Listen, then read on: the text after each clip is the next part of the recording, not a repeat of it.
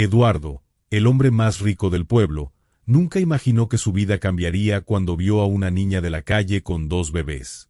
Lo que descubrió le hizo cuestionarlo todo, un oscuro secreto, un enemigo cercano y una verdad que sacudiría su mundo. La tormenta azotaba el parabrisas del Bentley mientras Eduardo Monteiro ajustaba el nudo de su corbata de seda. Eran las 11:43 de la noche, y él era el último en abandonar la junta directiva. Un bache lo hizo frenar bruscamente. Fue entonces cuando la vio. Bajo el resplandor violeta de un neón averiado, una niña de no más de 9 años acurrucaba 2 bebés en un cartón reforzado con cinta adhesiva. Lo que detuvo el pulso de Eduardo no fue la escena de pobreza, sino el movimiento instintivo de uno de los bebés. Al estirar su manita, reveló una marca de nacimiento perfectamente redonda en la muñeca.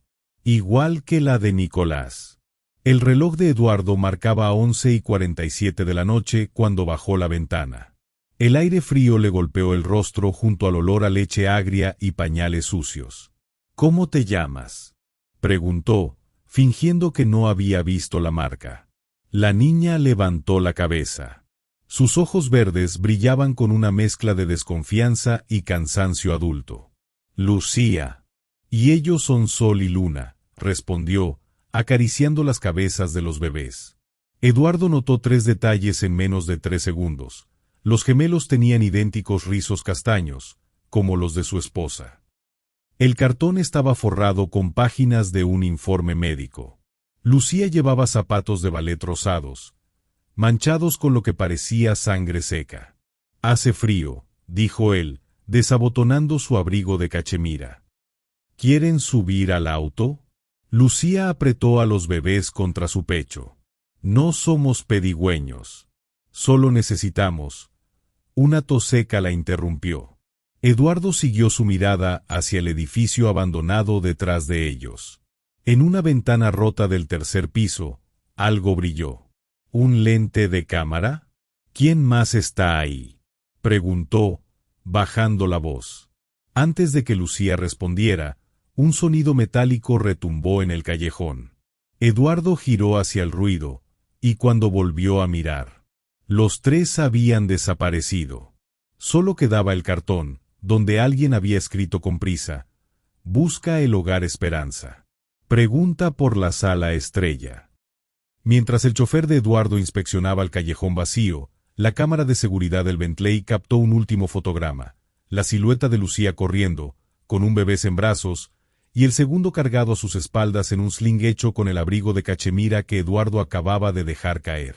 El penthouse de Eduardo Monteiro olía a limón recién exprimido y madera pulida. Las luces de la ciudad parpadeaban a través de los ventanales, creando reflejos en los pisos de mármol donde ahora se arrastraba una mancha de barro. Lucía permanecía inmóvil en el sofá, con los 2 bebés dormidos sobre su regazo. Sus ojos verdes escudriñaban cada detalle de la habitación, deteniéndose en el retrato familiar sobre la chimenea. La fotografía mostraba a Eduardo con su esposa fallecida y un niño pequeño. El mismo niño cuya marca de nacimiento ahora aparecía en uno de los gemelos. Eduardo sirvió chocolate caliente en 3 tazas, aunque solo Lucía podía beberlo. «Esto es temporal», dijo, colocando las tazas sobre la mesa de centro. «Mañana mis asistentes encontrarán un hogar adecuado para ustedes». Lucía no tocó la bebida. En cambio, sacó del bolsillo de su vestido rasgado un trozo de papel arrugado. «Ellos dijeron que usted sabe lo que significa esto», susurró, extendiendo el papel hacia Eduardo. El documento mostraba un diagrama médico con 2 firmas al calce, la del doctor Carlos Rivas, su ex socio, y la de la doctora Aline Torres, un nombre que le resultaba vagamente familiar.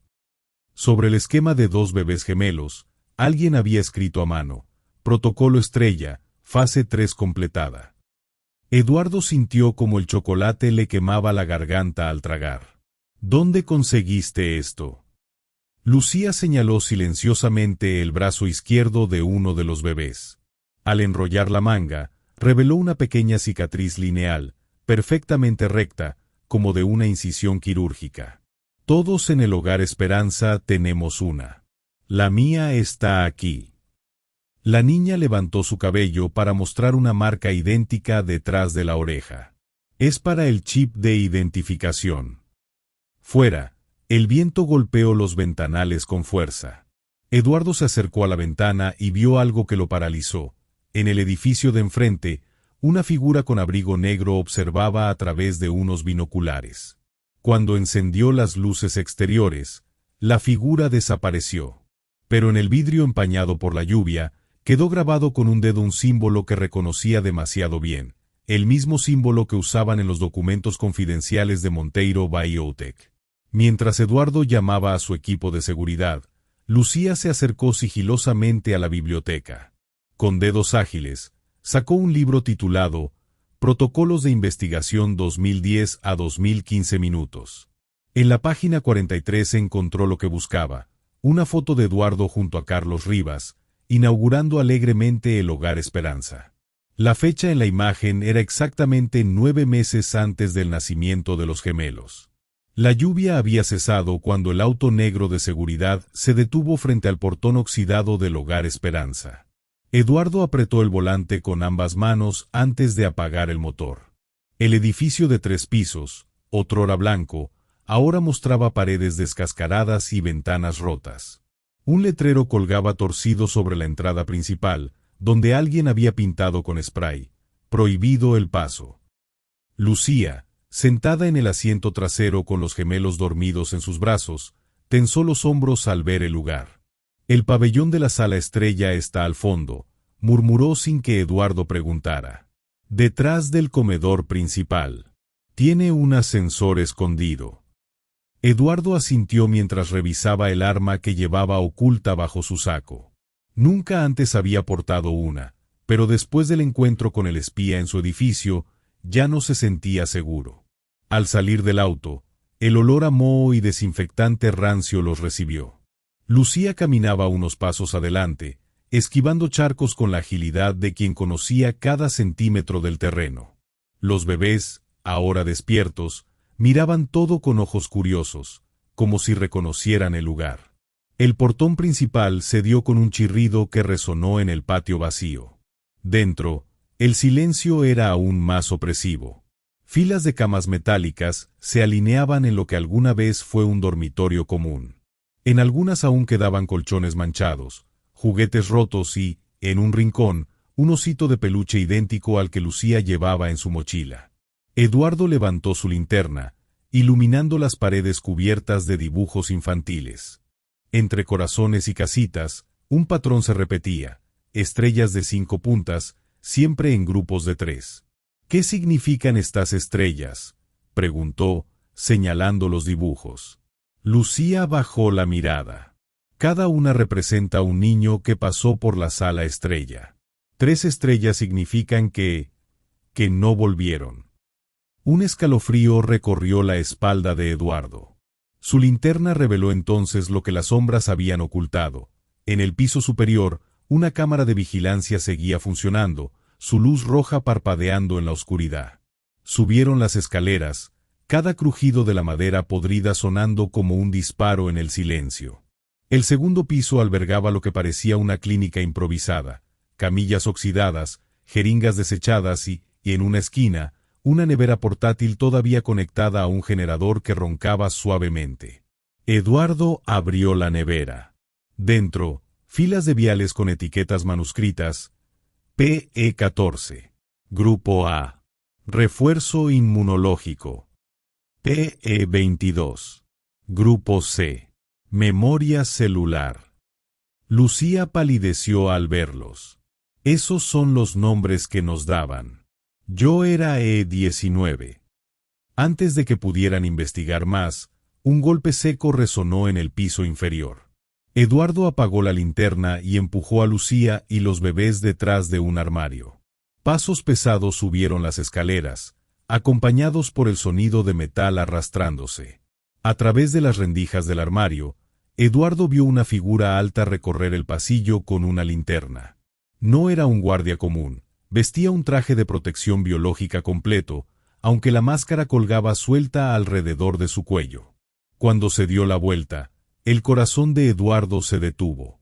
Era el doctor Rivas, su ex socio. Pero algo estaba terriblemente mal. Su rostro mostraba cicatrices de quemaduras recientes, y en su mano derecha sostenía no un arma, sino una jeringa llena de un líquido azul neón. «Sabía que vendrías», dijo Rivas en voz alta, como hablando al vacío. «Siempre fuiste predecible, Eduardo. Por eso ella eligió a los niños para enviarte el mensaje». Lucía apretó a los gemelos contra su pecho, conteniendo la respiración. Uno de los bebés comenzó a agitarse, pero ella lo meció en silencio. Fuera, Rivas se detuvo justo frente a su escondite. «¿Crees que salvar a estos tres cambiará algo?», continuó el hombre, pasando un dedo por el polvo de una mesa cercana. «Hay docenas más. Y ahora tienen lo que necesitan para perfeccionar el protocolo». De repente, el gemelo más pequeño estornudó. Rivas giró hacia el armario, una sonrisa lenta extendiéndose en su rostro cicatrizado. Eduardo sintió como su pulso aceleraba. Justo cuando el hombre daba un paso hacia ellos, una explosión sacudió el edificio. El techo del pasillo se derrumbó, enviando una nube de polvo y escombros que obligó a Rivas a retroceder. Desde la ventana, Eduardo vio las luces de los vehículos de seguridad ingresando al predio. «Ahora», susurró, tomando a Lucía del brazo. Corrieron hacia el extremo opuesto, donde un cartel oxidado decía «Sala Estrella». Dentro, encontraron lo que parecía una habitación común de niños, excepto por una pared entera cubierta de fotografías. Cientos de imágenes de menores de edad, cada una con un número y una fecha. En el centro, una foto en particular hizo que Eduardo se sintiera mareado. Era el mismo, años más joven, sosteniendo a un bebé recién nacido en lo que parecía una ceremonia de inauguración. Al fondo, una mujer con bata de laboratorio, Aline Torres, según la etiqueta, observaba con una expresión que combinaba orgullo y terror. Pero lo más impactante estaba escrito al pie de la foto: sujetos PE01 y PE02.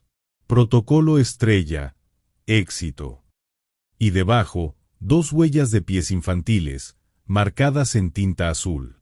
Mientras las voces de los guardias de seguridad se acercaban, Lucía se arrodilló frente a una de las camas y levantó el colchón. Debajo, escondido entre los resortes, había un pendrive pegado con chicle. En su superficie, alguien había tallado con precisión quirúrgica las mismas 3 estrellas que decoraban las paredes. El pendrive temblaba en la mano de Eduardo mientras corrían por el pasillo trasero del orfanato.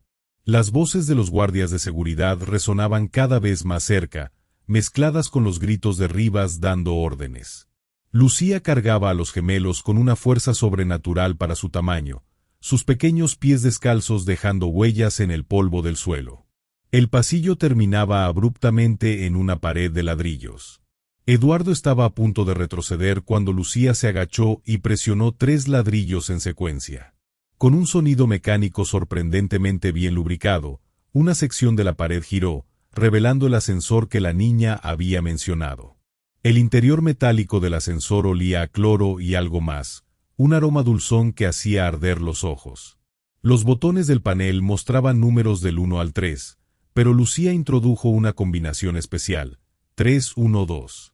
El ascensor comenzó a descender, mucho más allá de lo que deberían ser los cimientos del edificio.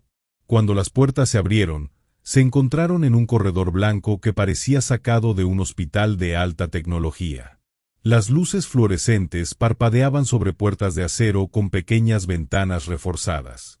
A través de una de ellas, Eduardo vio lo que parecía ser una guardería futurista, cunas de cristal con monitores cardíacos, juguetes esterilizados colgando de barras metálicas, y en la pared, un mural de estrellas idéntico al del orfanato.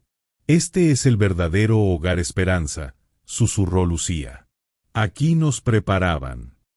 Eduardo se acercó a una de las puertas marcada como Archivo E.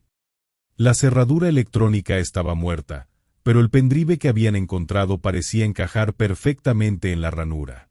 La pantalla junto a la puerta cobró vida, mostrando un mensaje críptico: Protocolo Estrella, fase terminal iniciada. ¿Ejecutar purga? S/N. Antes de que pudieran reaccionar, una alarma comenzó a sonar. Luces rojas giratorias iluminaron el corredor mientras una voz automatizada anunciaba: procedimiento de contención activado. 60 segundos para descontaminación. Lucía tiró del brazo de Eduardo. Es el gas. El mismo que usaban cuando alguien se portaba mal.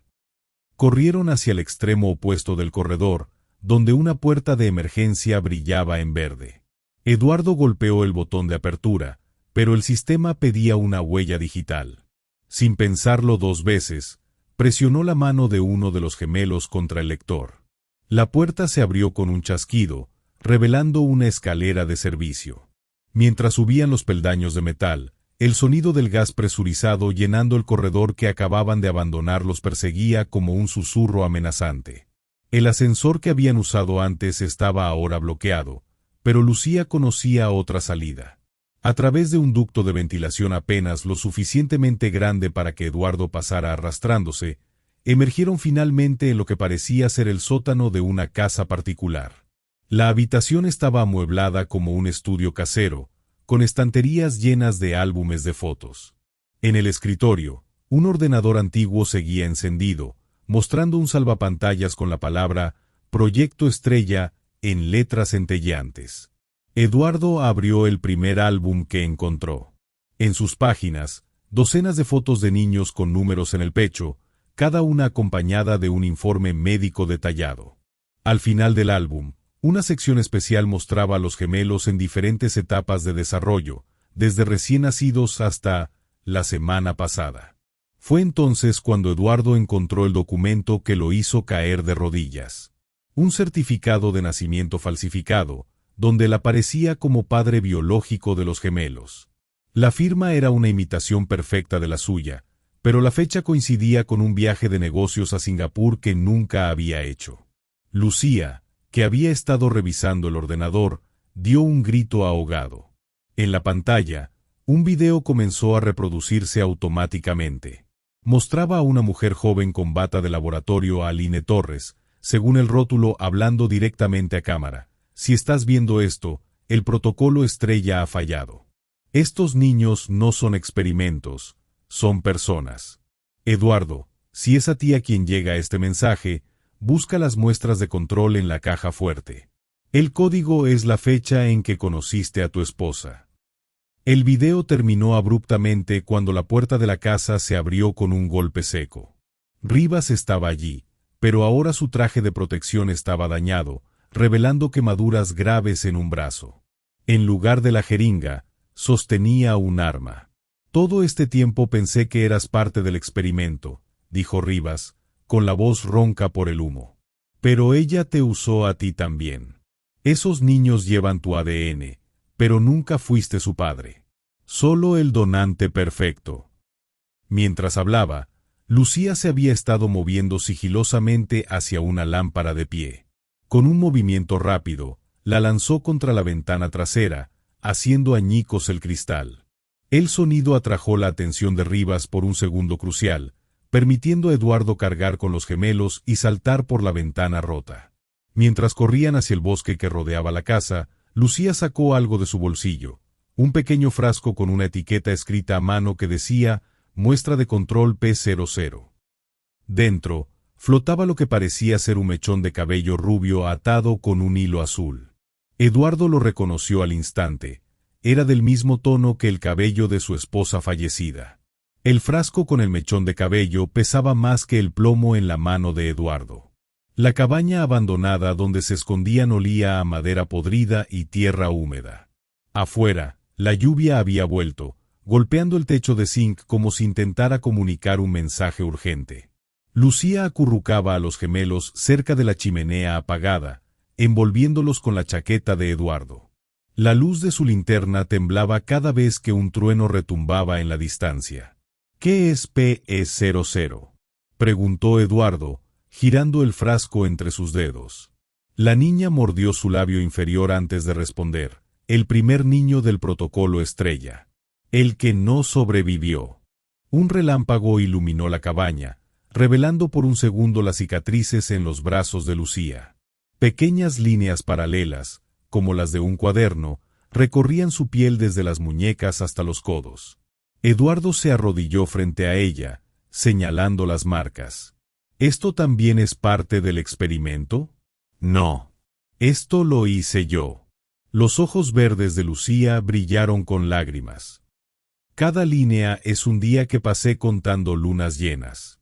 Cuando llegué a 100, prometí escapar. El gemelo más pequeño comenzó a llorar. Lucía lo meció instintivamente, canturreando una canción de cuna que hizo que Eduardo se estremeciera. Era la misma que su esposa solía cantar. ¿Quién te enseñó esa canción? La doctora Aline. Decía que era importante para la memoria afectiva. Eduardo sacó su teléfono, buscando frenéticamente en sus archivos. Después de varios intentos, encontró lo que buscaba, una foto borrosa de su fiesta de cumpleaños número 30. Al fondo, casi fuera de cuadro, una mujer con bata de laboratorio sostenía una copa de champán.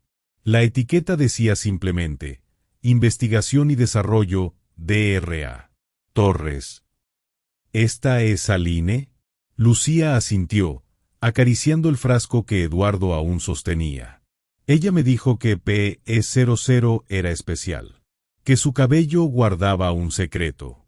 Un golpe en la puerta los hizo saltar. No era el viento, alguien o algo estaba afuera. Eduardo empujó a Lucía y los bebés detrás de un armario viejo, acercándose sigilosamente a la ventana. Entre la cortina de lluvia, distinguió una figura encorvada junto al porche. No era Rivas. Era una mujer, empapada y temblorosa, con el pelo rubio pegado al rostro. Cuando giró hacia la cabaña, Eduardo contuvo un grito. Era su esposa. O al menos, una versión devastada de ella. La mujer extendió una mano hacia la ventana. En su palma, una cicatriz formaba el mismo símbolo que Lucía tenía detrás de la oreja. El gemelo más grande, al verla, estiró los brazos y murmuró por primera vez, «Mamá». La puerta de la cabaña crujió cuando la mujer empapada cruzó el umbral. El olor a lluvia y tierra mojada se mezcló con un leve aroma a lavanda que hizo temblar las manos de Eduardo. Su esposa, Clara, había usado ese mismo perfume. Pero Clara estaba muerta. Lo había visto con sus propios ojos en la morgue, 3 años atrás, después del accidente. La mujer levantó lentamente el rostro. Gotas de agua resbalaban por sus mejillas, limpiando parcialmente la suciedad que las cubría. Bajo el barro y la fatiga, los ojos azules que tanto había amado lo miraban con una mezcla de esperanza y terror. «No deberías estar aquí», susurró la mujer. «Ellos saben que viniste». Lucía salió de detrás del armario, llevando a los gemelos en brazos. La mujer, Clara, o quien fuera, contuvo un sollozo al verlos. «¿Los reconoces?», preguntó Eduardo, observando cada microexpresión en ese rostro que conocía tan bien. La mujer asintió, extendiendo las manos hacia los bebés. «Son los sujetos PE01 y PE02. Pero para mí siempre fueron...». Su voz se quebró. «Santiago y Valeria». Un trueno retumbó cerca, seguido por el sonido de vehículos aproximándose por el camino forestal. La mujer se volvió hacia la puerta, el pánico dibujándose en sus facciones. «Tenemos que irnos. Ahora». Eduardo la agarró del brazo. «Primero dime quién eres». «Clara murió». «Lo vi». La mujer lo miró con una tristeza infinita. «Clara sí murió. Yo soy PE00». Sacó del bolsillo de su abrigo empapado una pequeña caja metálica. Dentro, una fotografía mostraba a un grupo de niñas idénticas, todas con el mismo rostro de Clara, numeradas del 00 al 12. «El primer clon exitoso», dijo señalándose, «creada a partir del cabello de tu esposa». Los faros de los vehículos iluminaron ya los árboles cercanos. No había tiempo para más explicaciones. La mujer, P00, tomó a uno de los gemelos mientras Eduardo cargaba al otro. Lucía los guió por una puerta trasera que conducía al bosque. La lluvia había convertido el suelo en un lodazal. Corrieron entre los árboles, escuchando a sus perseguidores registrando la cabaña. P00 conocía el camino, esquivando troncos caídos y maleza con la precisión de quien había recorrido ese trayecto muchas veces. Hay un refugio, jadeó. A 2 kilómetros. Seguro. Los gemelos, extrañamente silenciosos, parecían entender la gravedad de la situación. El que llevaba a Eduardo, Valeria, según P00, enterró su carita en su cuello, como buscando protección. De pronto, Lucía tropezó con una raíz expuesta. Cayó de bruces, soltando un gemido de dolor. Cuando Eduardo la ayudó a levantarse, descubrió que su pierna sangraba profusamente. «No puedo correr más», susurró la niña, los dientes castañeando. P00 miró hacia atrás, donde las linternas ya se movían entre los árboles. «Toma esto», le dijo a Eduardo, entregándole el gemelo que cargaba. «Ve al refugio. Sigue la corriente del arroyo. ¿Y tú?» «Yo los distraeré». Después de todo, sonrió tristemente, hay más como yo. Antes de que Eduardo pudiera protestar, ella corrió en dirección opuesta, gritando, «Por aquí. Los tengo». Las luces y voces se alejaron tras ella. Eduardo cargó a Lucía, mientras sostenía a Valeria contra su pecho con el otro brazo. Santiago, el otro gemelo, caminaba valientemente a su lado, agarrando su pantalón para no perderse en la oscuridad. El arroyo los guió hasta una formación rocosa casi invisible entre la vegetación. Dentro, una puerta de metal oxidado los esperaba. El código de acceso era simple, 0-012. El refugio era pequeño pero estaba equipado, camas plegables, comida enlatada y, lo más importante, un transmisor de radio. Mientras Lucía descansaba, Eduardo examinó a los gemelos. A la luz de la lámpara de gas, notó por primera vez las pequeñas diferencias entre ellos. Valeria tenía un lunar junto al labio superior. Santiago, una pequeña cicatriz en la ceja derecha. Marcas únicas. Humanas. ¿Son realmente clones?, preguntó en voz baja. Lucía, ya medio dormida, murmuró, «No exactamente. Mejorados». Sacó de su bolsillo un papel arrugado que había tomado de la cabaña. Era un informe médico con un sello rojo que decía «Proyecto Quimera». «No son copias. Son combinaciones», explicó Lucía. «Parte tú, parte la doctora Aline, parte alguien más». Eduardo sintió el suelo moverse bajo sus pies. Miró a los gemelos, buscando en sus rostros algún rasgo propio. Valeria bostezó, mostrando ese gesto tan característico de Clara cuando estaba cansada. Santiago, al dormirse, frunció el ceño exactamente como él lo hacía. Fuera, en la distancia, una explosión iluminó el cielo nocturno. Minutos después, el transmisor de radio cobró vida con un chisporroteo. Una voz que no era de PE00, pero idéntica, susurró, «Protocolo estrella, fase terminal. Todos los sujetos PE deben ser recuperados». Repito, todos. Incluyendo PE00 a PE12. Eduardo apagó el radio. En el silencio que siguió, solo se escuchaba la respiración tranquila de los niños dormidos. Lucía lo miró, sus ojos verdes llenos de un conocimiento que ningún niño debería tener. «Ahora entiendes», dijo simplemente. «Por eso ella te envió a ti. Porque solo un padre reconocería a sus hijos entre cientos de clones perfectos». Al amanecer, cuando Eduardo abrió la puerta del refugio para buscar agua, encontró un paquete envuelto en papel impermeable. Dentro, una llave marcada con el símbolo y una nota. «El verdadero hogar Esperanza está bajo la iglesia. Salva a los demás». Firmado con una huella digital diminuta, la de un niño. La llave del símbolo ardía en el bolsillo de Eduardo mientras ingresaban a la iglesia abandonada. La luz del amanecer filtrada por los vitrales rotos pintaba de rojo el pasillo central, como manchas de sangre seca. Lucía cojeaba aún, pero se negaba a ser cargada. Los gemelos dormían profundamente, exhaustos tras la huida nocturna. «El acceso está detrás del altar», susurró Lucía, señalando la figura de Cristo mutilada. «Hay un mecanismo en los clavos de sus manos». Al presionar el clavo derecho, un panel del piso se deslizó con un susurro de siglos, revelando escaleras que descendían hacia la oscuridad. El aire que subía olía a antiséptico y algo más, a leche materna y lágrimas. En la base de las escaleras, una puerta de acero brillaba bajo la luz de su linterna. La llave encajó perfectamente. La habitación que se reveló los dejó sin aliento. Era un laboratorio clandestino, pero también un dormitorio infantil. En las paredes, dibujos de estrellas y familias felices. En las mesas, equipos médicos de última generación.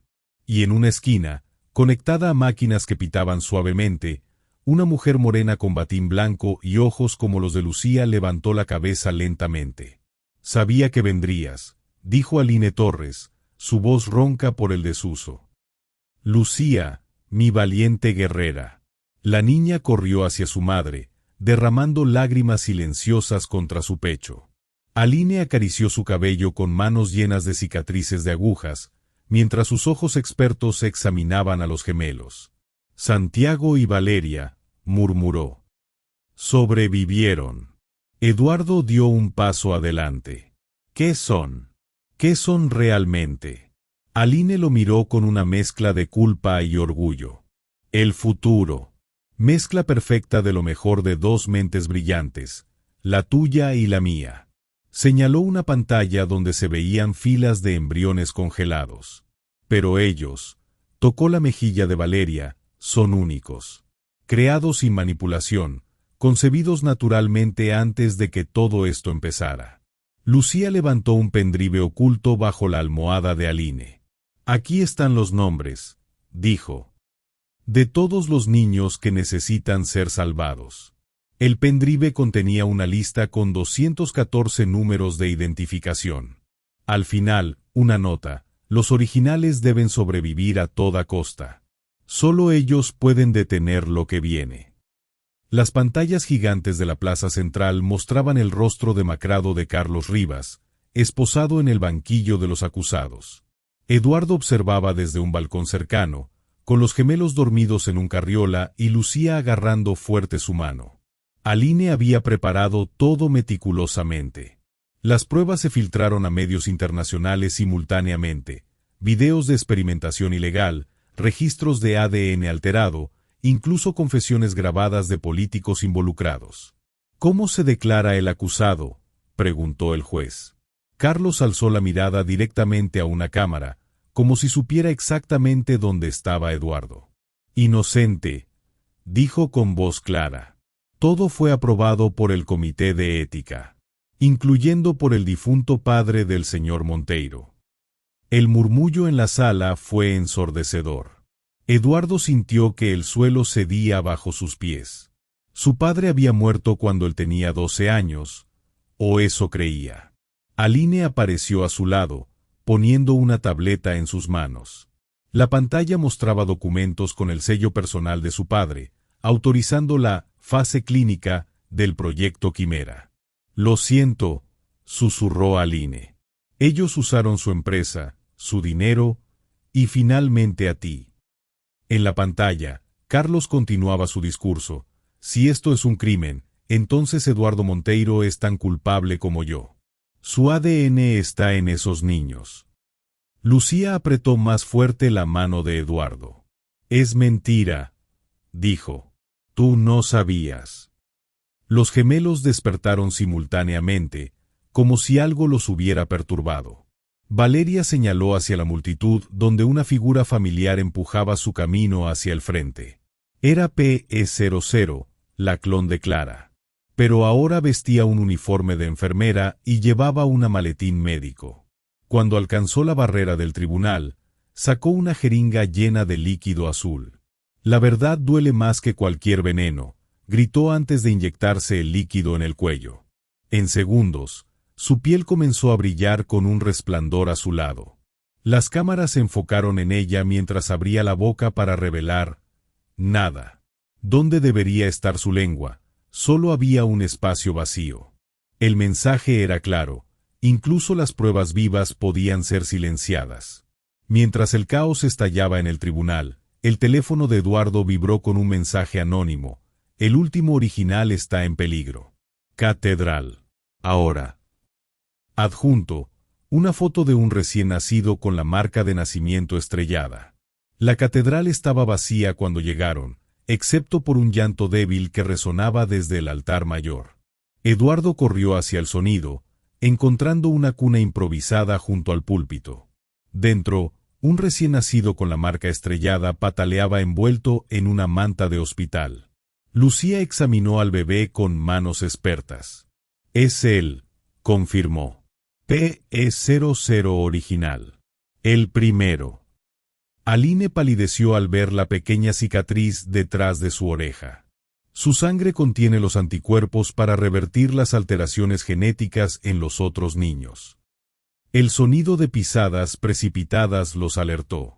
Rodeando el altar, 6 figuras con batas blancas avanzaban. No eran guardias ni doctores, sino niños. Clones adolescentes de Carlos, sus rostros idénticos distorsionados por una furia antinatural.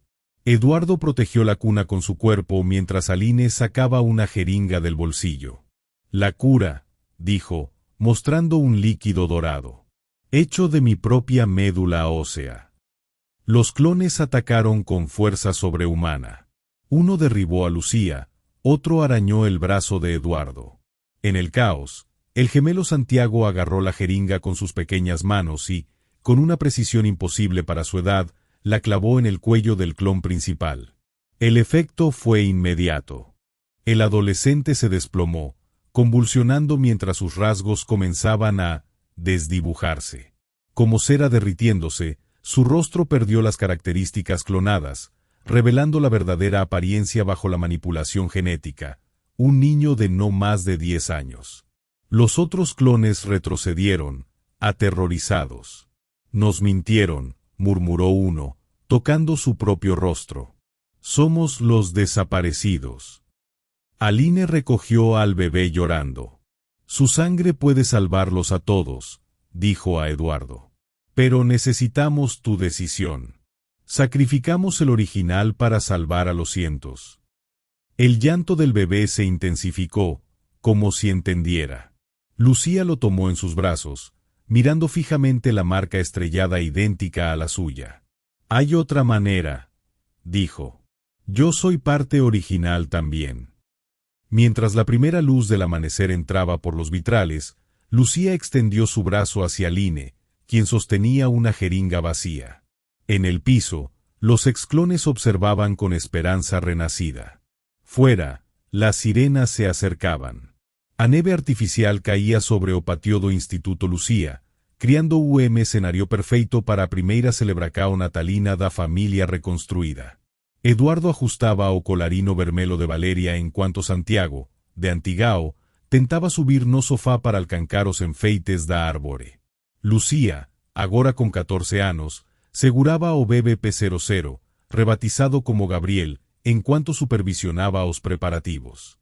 Seu vestido verde combinaba como solos que herdara da Mae, Aline, está ocupada na cocina preparando o jantar. Está faltando anunció Lucía, contando os presentes soba árbore. Eduardo sorriu e tirou da manga envelope dourado. Para a nosa cientista chefe, dice, entregando a Aline. Dentro, os documentos de adocao oficial de Gabriel. O momento foi interrompido por batidas na porta. Todos se entreolaram, não esperaban visitas. Era Carlos. Embelecido, con tornozeleira electrónica e pacote embrulado en papel pardo. Não vim pedir perdão, dice antes que alguén falase. Vim devolver o que roubei. Dentro do pacote, álbum de fotos antigo. Nas páginas, imagens do verdadeiro país de Eduardo con Carlos Jovem e uma criança que não era Eduardo, mas compartilhava seus solos. Seu irmão biológico, explicou Carlos. O primeiro PE. O fracaso que tornou o projeto possível. Aline pegou o álbum com mãos trémulas. E onde ele está agora? Carlos olhou para Gabriel nos bracos de Lucía. Onde todos os originais deberían estar. Protegido por sua família. En cuanto Carlos saía na neve, Lucía abriu o álbum na última página. Uma foto recente mostraba o mem adulto como a marca estrelada, de costas, diante de prédio como a placa Instituto Quimera. No bolso do casaco, recorte de jornal sobre o milagre genético, dos gemeos Santiago e Valeria. El instituto Lucía brillaba bajo las luces navideñas. En el jardín central, donde antes hubo un laboratorio clandestino, ahora crecía un roble joven. Eduardo observaba mientras los niños colgaban esferas con nombres en sus ramas. María E09, leyó Lucía, atando cuidadosamente una esfera azul. Fue mi mejor amiga en el hogar. Cada adorno representaba a uno de los 214 niños del proyecto Estrella que habían sido rescatados. Aline, con Gabriel en brazos, añadió la última, Clara P00. Por la original que no sobrevivió para ver esto. Eduardo sintió una mano en su hombro. Al girarse, encontró a un hombre alto con gafas y una marca estrellada apenas visible bajo el cuello de su suéter. ¿Daniel? Susurró, reconociendo al hermano de las fotos. El hombre asintió, mostrando una credencial del Centro de Bioética Mundial. He venido a ayudar, dijo. Pero primero, necesito que veas algo. De su maletín sacó un informe con el sello de Proyecto Quimera, Fase Omega. Las páginas mostraban registros de niños nacidos en los últimos 3 meses, todos con pequeñas variaciones de la marca estrellada. No terminó con nosotros, explicó Daniel. Solo evolucionó. Aline palideció al ver las fotos. ¿Cómo es posible? Tenemos todas las muestras. Excepto una, interrumpió Daniel, mirando a Gabriel, que jugaba con los gemelos. Su sangre fue replicada antes de que lo rescatáramos. El ambiente festivo se tornó tenso. Lucía, sin embargo, tomó el informe y lo estudió con determinación. Entonces los encontraremos también, dijo con voz firme. Uno por uno si es necesario. Eduardo observó a la peculiar familia que había construido, una científica fugitiva, una niña que era tanto hija como hermana genética, gemelos que compartían su ADN pero no su sangre, y ahora un hermano perdido. Necesitamos un sistema, propuso, tomando una esfera vacía del árbol. Algo que nos permita rastrearlos sin ponerlos en peligro. Daniel sonrió y sacó un dispositivo del tamaño de un grano de arroz. Ya lo inventamos. Un marcador genético indetectable, que solo se activa con una combinación única de luz y frecuencia. Como el canto de ballenas, pero en nuestro ADN. Mientras explicaba el mecanismo, Lucía se acercó sigilosamente a Gabriel. Con un gesto rápido pero cuidadoso, le pasó un hisopo por dentro de la mejilla. El bebé ni siquiera despertó de su siesta. ¿Qué haces?, preguntó Aline con alarma. Lucía colocó la muestra en un pequeño secuenciador portátil. Si usan su sangre como base, necesitamos mapear cada variante posible, explicó. Como cuando buscas palabras similares en un libro. La pantalla del dispositivo comenzó a mostrar resultados. Entre los códigos genéticos, un patrón emergía. Cada niño llevaba un error único en su secuencia, como una firma involuntaria del científico que los creó. Daniel contuvo un jadeo. Esto es increíble. No son errores. Son coordenadas. Señaló una secuencia repetida. GTTCAAG son ubicaciones. GT para Guatemala, TC para Tucumán, AG para Aguascalientes, terminó Eduardo, recordando los códigos de las oficinas de su padre. Están marcando dónde están los otros laboratorios. Una alarma silenciosa en el reloj de Daniel vibró. Revisó el mensaje y palideció. Tenemos que irnos. Ahora. A través de las cámaras de seguridad, vieron llegar varios autos negros al instituto. No eran policías ni periodistas. Los ocupantes vestían batas blancas impecables y llevaban maletines idénticos. Lo más aterrador, todos tenían el mismo rostro. Era Carlos. O más precisamente, clones adultos de Carlos, perfectamente replicados. La fase Omega, murmuró Daniel. No querían más niños.